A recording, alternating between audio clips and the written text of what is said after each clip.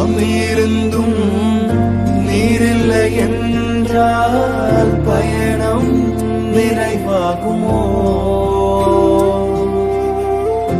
எல்லாம் இருந்தும் நீரில்லை என்றால் பயணம் நிறைவாகுமோ?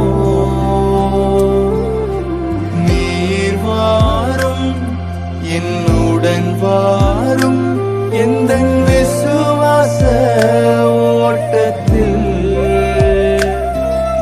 முன் செல்லும் என் முன் செல்லும் எந்தன் விசுவாச ஓட்டத்தில்